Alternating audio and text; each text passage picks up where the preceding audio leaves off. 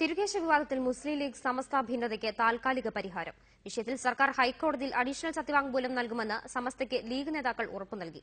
മുസ്ലിം ലീഗിനെതിരെയുള്ള പ്രക്ഷോഭ പരിപാടികൾ താൽക്കാലികമായി നിർത്തിവെക്കാമെന്ന് സമസ്തയും അറിയിച്ചു. ഇന്നലെ പാണക്കാട് ചേർന്ന യോഗത്തിലാണ് ഇരു നേതാക്കളും തമ്മിൽ ധാരണയിലെത്തിയത്.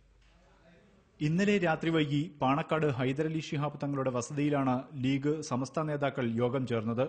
തിരുകേശ വിവാദത്തിൽ സമസ്തയുടെ അഭിപ്രായം മാനിച്ച് അഡീഷണൽ സത്യവാങ്മൂലം നൽകുന്നതിനായി സർക്കാർ കൈക്കൊള്ളുന്ന നടപടികൾ മന്ത്രി പി കെ കുഞ്ഞാലിക്കുട്ടി യോഗത്തിൽ വിശദീകരിച്ചു. വേനലവധി കഴിഞ്ഞ് കോടതി തുറക്കുമ്പോഴേക്ക് സത്യവാങ്മൂലം സമർപ്പിക്കാനാവുമെന്നും കുഞ്ഞാലിക്കുട്ടി വ്യക്തമാക്കി.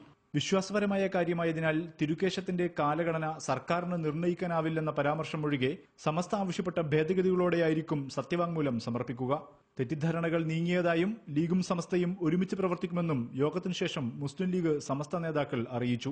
തെറ്റിദ്ധാരണയും അഭിപ്രായ വ്യത്യാസം ഉണ്ട് എന്ന് പുറത്തുനിന്ന് മനസ്സിലായി.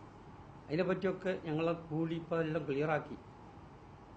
അതാണ് അഭിപ്രായ വ്യത്യാസം ലീഗും SKSSന്റെ പ്രവർത്തകരില്ല.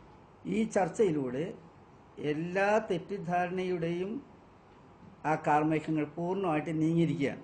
ലീഗ് നേതാക്കളുടെ വിശദീകരണത്തിന്റെ അടിസ്ഥാനത്തിൽ സമസ്തയുടെ പ്രക്ഷോഭ പരിപാടികൾ താൽക്കാലികമായി നിർത്തിവെക്കാനും തീരുമാനമായി. മുസ്ലിം ലീഗ് നേതാക്കളായ KPA മജീദ്, ET മുഹമ്മദ് ബഷീർ, സമസ്ത നേതാക്കളായ ചെറുശ്ശേരി സൈനുദ്ദീൻ മുസ്ലിയാർ, കോട്ടുമല ബാപ്പു മുസ്ലിയാർ, അബ്ദുൽ ഹമീദ് ഫൈസി അമ്പലക്കടവ് തുടങ്ങിയവർ ചർച്ചയിൽ പങ്കെടുത്തു. റിപ്പോർട്ടർ, മലപ്പുറം.